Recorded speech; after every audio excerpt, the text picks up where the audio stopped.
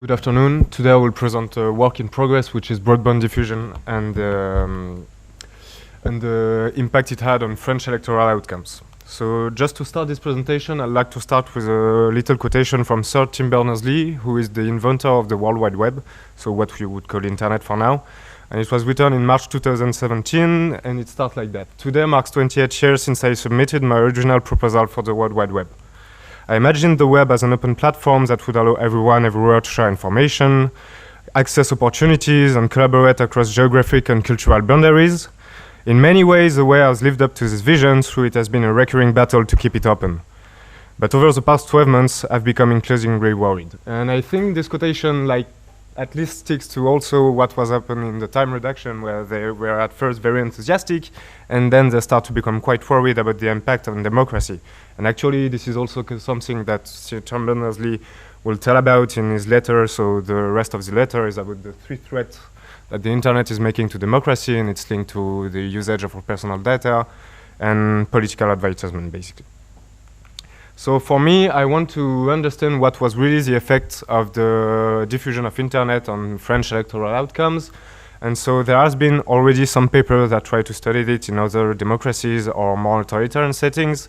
So Falkengold, for instance, find a little decrease in turnout with what you would call now a Netflix effect. So people start to increase their consumption of entertainment. And Minor, in a more authoritarian setting, shows that in Malaysia, it triggered a large increase in the swing against the incumbent party. Donati, which focused in a developing country in Africa, find no effect on turnout and is focusing on mobile internet, which also become very important, especially in developing countries. And more recently, Capante, Juventus, and Sobrio show in their paper that first it also led in a decrease in turnout, which finally led to a support to the Five-Star Movement, which a few years after the paper came into power. And also about mobile internet, you have that most recent working paper by Guriev, Manilkov, and Zoravskaya, which show that it decreased, and it's a study about many countries in the world, I think around 80 countries, and it showed that it decreased the support for the government and then increased the support for anti-establishment parties. And finally, there is also this paper on Gavaza, Nardotto, and Valeti about UK, where they show that there is a strong decrease in turnout, especially among less educated voters. So if you're interested, there is also a survey and review that is currently written by Zoravskaya, Petrova, and Epinoklov, which will detail also what were the impact on protest and or with also a special focus on social media and the consequences it had on, for instance, American elections. So my paper is about which type of candidate benefits or lose the most from internet development. And for it, I studied the first round of presidential election in multi-party frameworks, which largely extends the possibilities to understand which type of candidates are actually benefiting from the development of this infrastructure, compared, for instance, to the US, where they have also a biparty system. So it's hard to disentangle which are really the characteristics of the candidates, which makes it that it do take advantage of internet. So I will focus on a technological shock, which was already presented this morning by Clément, which was the broadband, and we'll track its effect on the entire development process.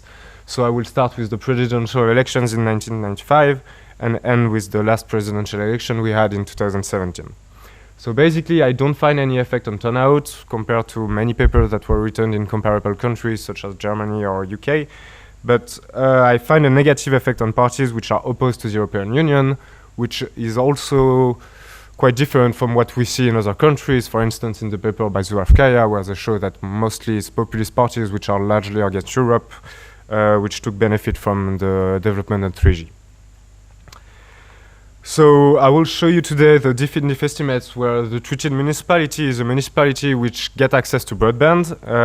That is, that user will have higher internet speed, so they will come from a situation. So I don't know if people are from France here, but if you remember, at some point there was a Minitel.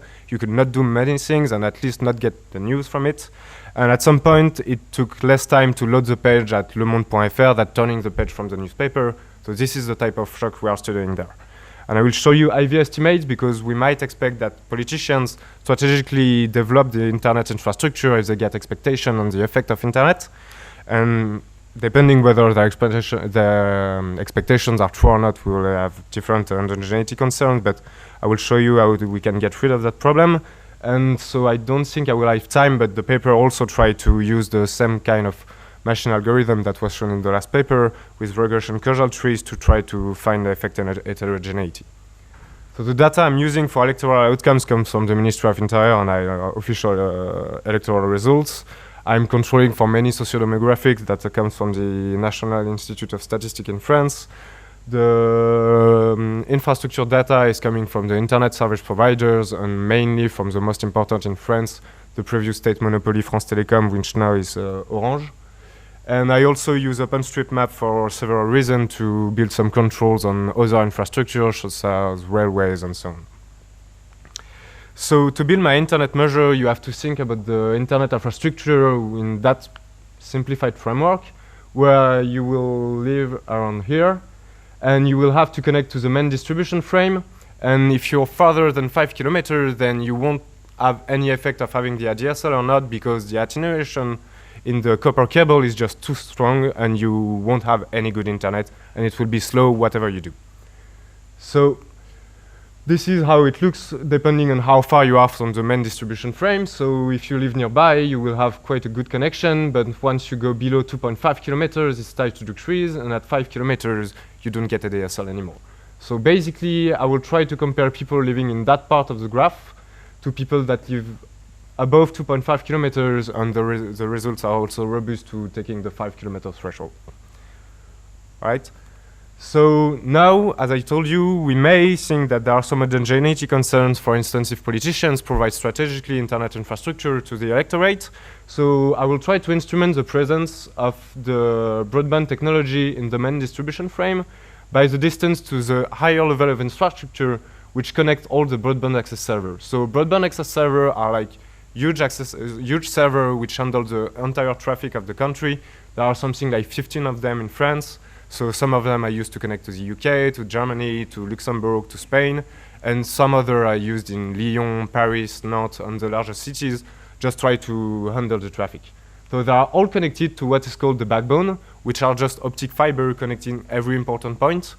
And the farther you are from that infrastructure, the most costly it is to get broadband in your municipality.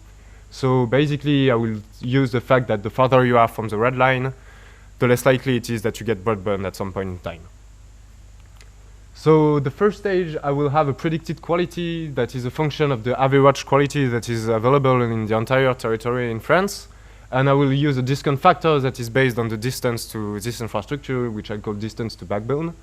And so the first stage equation is written like this. So you have the quality in municipality E in year T, which is a function of the individual fixed effect, so the municipality fixed effect Y, a trend that will depend of time and of the department, because there are some anecdotal evidence that some departments were quite worried that they will not be equipped. So for instance, I don't know, the Haute-Saône was worried that they would not get equipped because they don't have a very dynamic technological sector, so they put a lot of effort to get equipped. So we control for that kind of effort of local politicians to get equipment.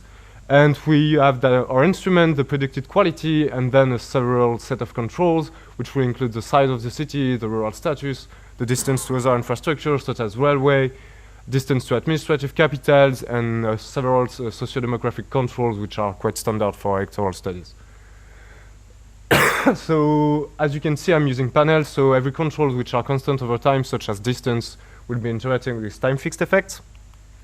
And so this is the result of the first stage. So if we only use the set of fixed effects, we have significant relationship, and this is true if we add some socio-demographic controls, and this is still true once we control for the rest of the infrastructure in the country. And so we have a significant first stage, and we can go with it. So if we try to predict what is going on in the next election, so we shouldn't see any positive relationship. And to kill the relationship for good, we need to go to the third specification, where we control for the set of distance to the other infrastructure in France.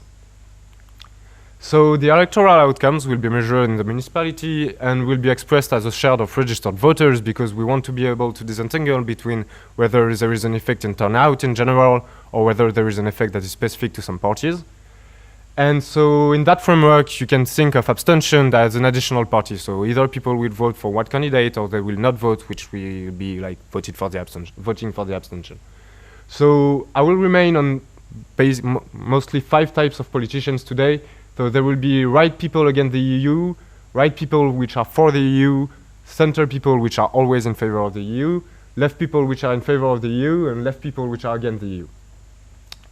So each candidate is described by a set of 3 dimensions, but I will focus on 2 of them today. The left-right axis with 3 levels, the position toward the European Union, and whether they're already run for presidential elections or not, because many people argue that it might be a good thing for newcomers to use internet communication because it has lower access to reach to new voters which don't know you already. And so as I told you, once you consider the space of characteristics of the candidates, you can define a type of candidate as a subset of that space. And so you can define the share of votes divided by the number of registered people to disentangle this effect on turnout. So in line with the multi-party framework, we need to get rid of 1 degree of freedom. So we don't study directly the vote share that the candidate gets, but the ratio divided by the abstention to get rid of 1 degree of freedom, and we use the log because we don't want to have something bounded. And so here you can see the estimation that the equation that I will estimate, which is the same that the one you saw in the first stage. So we don't find any significant effect on turnout, whatever the specification and whether we focus on, And so for people that are in favor of the EU, we find a positive and significant effect for log ratios in the instrumental variable and in both OLS and IV if we consider the shares. And we find a strong negative effect, so the opposite of the opposite sign for people which are against the EU. And it seems to be quite sizable. And if we try to split this between left and right, we see that there is a strong negative effect for left, and we don't see anything for left people which are in favor of the European Union, but we find a quite similar effect for people that are in left and against the European Union. And if we look at right, we don't find any effect on the right, especially once we focus on log ratios, but we find no significant effect for right people which are in favor of the EU, which makes sense, but compared to what we found before. But now, for the right people against the EU, we find an effect which seems to be about twice smaller than people against the left, which would explain why we find an effect on the left but not on the right. And so, in conclusion, we don't find any effect on turnout, but we find quite a negative effect on parties which are opposed to the EU. And once we split between left and right, we don't find anything for people in favor of the EU, but we still find the effect for people which are against the EU. And so it's still work in progress, so there are still a lot of things to do and to address, but one of the next steps is to add also mobile internet and to control for optic fiber at the end of the development, which will still increase and produce the same kind of large shock on what you can consume on the internet. So thank you very much. And if you have any question or feedback, I'm glad to hear it.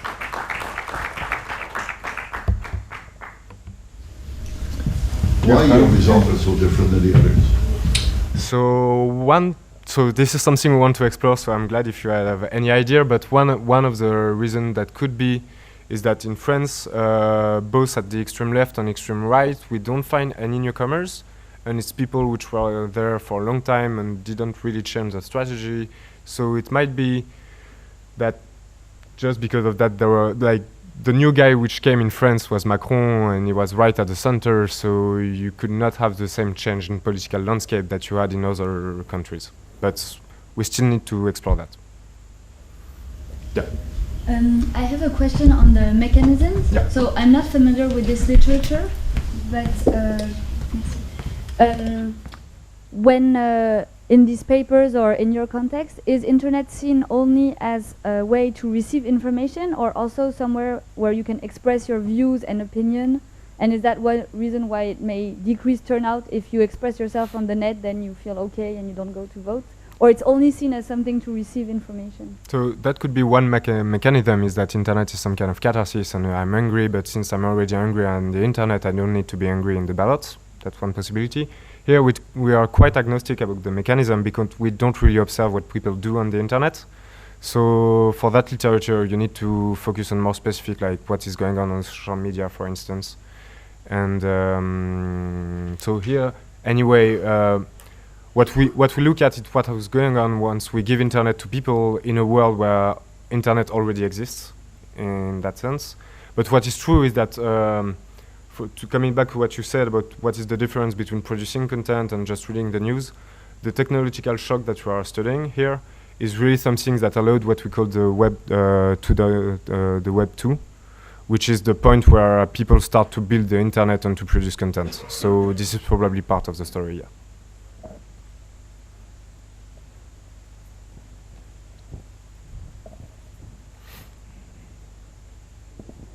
Any idea about the size of this effect?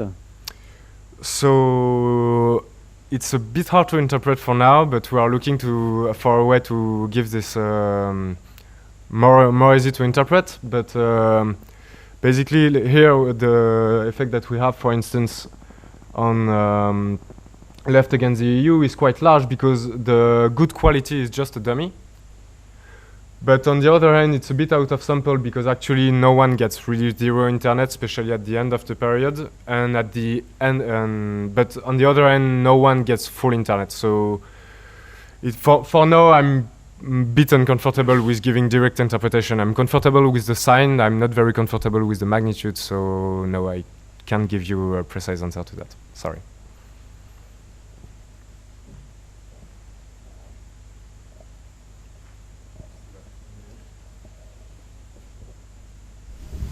Do you control for the age of the politician?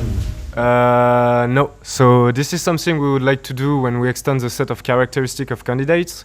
So for now, we only control whether there were already candidates in the previous elections, but we could control for gender. So for gender, we already did this. It doesn't change anything. But we could control for age, whether they had previous mandates, whether they have an internet website or not, because actually the timing of adoption for different parties was also different. But that would be definitely something interesting to do, yeah. Well, I have no idea how internet is funded, but is there any way, any reason that people could think that the EU is bringing internet? That they are paying for the infrastructure? So people would be right to think that, because in some part of the EU it's the case. For instance, in Poland there was large development program to provide broadband to provide that technology to people. In France it was not so much the case. But something that we want to do to explore better our relationship with the EU is to compare what was going on in the 92 referendum on Maastricht versus the 2005 referendum, where at least some people already had internet.